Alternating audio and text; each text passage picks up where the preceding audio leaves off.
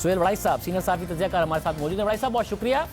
وڑائی صاحب یہ کیا معاملہ ہوا ہے؟ بیوروکریسی کے ذریعے وزیر اعظم پنجاب چلانا چاہتے ہیں جس پر عثمان بزدار اتحادی کوئی خوش نہیں ہے، خود وہ بلاک بنا رہے ہیں۔ اصل میں مسئلہ کیا ہے؟ عثمان بزدار کیا خود ان سے اختیار چلا گیا ہے، وزیر اعظم نے لے لیا ہے اس لیے خوش نہیں ہے؟ میرا خیال ہے کہ یہ جو آخری بات آپ نے کی ہے یہ سچ ہے کہ جب یہ آخری دفعہ چیف سیکرٹری اور آئی جی صاحب آئے تو اس وقت شاید وزیر اعظم صاحب یہ سمجھ چکے تھے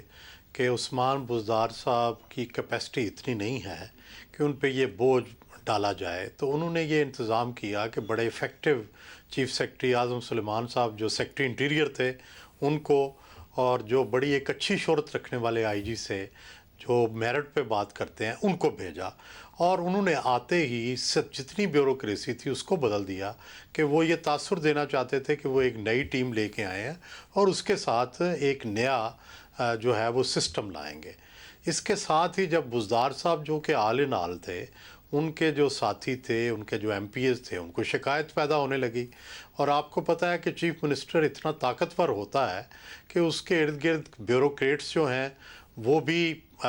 اس کی وجہ سے طاقت پکڑتے آتے ہیں، تو وہ مسلسل یہ دو لابیاں بن گئیں، ایک طرف چیف سیکرٹری اور آئی جی کی لابی تھی، دوسری طرف چیف منسٹر کی لابی تھی، اور چیف منسٹر کے لوگ یہاں تک کہتے ہوئے سنے گئے کہ جو افسر چیف منسٹر سے ملتا ہے اس کو پوسٹنگ نہیں ملتی، اور دوسری طرف جو چیف سیکرٹری کے حامی تھے وہ کہنے لگے کہ اسمبلی کے اندر جو آئی جی اور چیف سیکرٹری کے خلاف باتیں ہوتی ہیں وہ چیف منسٹر کی لابی کرواتی ہے، اور یہ جو فارورڈ بلاک بنا یہ بھی وہی لوگ ہیں ساؤتھ پنجاب کے زیادہ تر جو کہ بزدار صاحب سے کے قریب سمجھے جاتے ہیں، اور انہوں نے بات بھی آج کر دی کہ وہ آئی جی اور چیف سیکرٹری کے زیادہ اختیارات کے خلاف ہیں۔ تو بات وہی ہے کہ اس طرح سے سسٹم آدھا تیتر آدھا بٹیر نہیں چل سکتا۔ اگر آئین کے اندر لکھا ہے کہ صوبے کا چیف ایگزیکٹو چیف منسٹر ہوگا تو چاہے وہ نائل ہو اہل ہو، چیف ایگزیکٹو تو وہی رہے گا۔ اگر انہیں ان کی اہلیت پہ شک ہے تو پھر انہیں چیف منسٹر بدلنا ہوگا۔ یہ جو سٹاپ گیپ ارینجمنٹ ہے، یہ جو ادھورے اقدامات ہیں، اس سے کام نہیں چلتا۔ اگر چیف سیکرٹری صاحب بہت اچھے بھی کارگزاری کریں اور آئی جی صاحب بہت اچھا کام بھی دکھائیں لیکن پولیٹیکل اونرشپ نہ ہو تو وہ کام جو ہے وہ اس کی کبھی بھی کوئی اس کو اون نہیں کرے گا۔ تو یہ سسٹم اس طرح بھی چل نہیں سکتا۔ دوسری طرف یہ جو کہا جا رہا ہے کہ شاید کاف لیگ اس کے پیچھے ہے، میری 2 دن پہلے چودھری پرویز الہی صاحب سے تفصیلی ملاقات ہوئی ہے۔ میرا خیال ہے کہ ابھی کوئی تبدیلی کا بغل بجا نہیں ہے، ابھی تو یہ انٹرنل بکرنگ ہے، انٹرنل ڈیفرنسز ہیں، یہ سسٹم چل نہیں رہا، لیکن ابھی وہ وقت نہیں آیا، شاید فروری میں یا مارچ میں وہ وقت آئے گا جب تبدیلی کا بغل جو ہے وہ بجے گا، اور پھر ظاہر ہے ان کا بزدار صاحب کا رہنا جو ہے وہ مشکل ہو جائے۔ سب مگر اس کی وجہ کیا ہے؟ وزیر اعظم بزد کیوں ہیں؟ کبھی بار بار بیوروکریسی پر ذمہ داری ڈالتے ہیں، 16-17 ماہ میں بار بار بیوروکریسی بدلی ہے، کبھی کہتے ہیں میڈیا ان کی تشہیر صحیح نہیں کرتا، میڈیا صحیح نہیں دکھاتا، اگر کوئی وزیر بولے تو اس کے خلاف خود تحریک انصاف سے آواز اٹھ جاتی ہے۔ بزد کیوں ہیں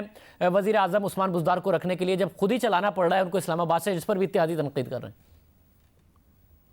میرا خیال ہے کہ ہمیں سب کو پتہ ہے کہ خان صاحب بڑے ایماندار ہیں، بڑے سٹریٹ فارورڈ ہیں،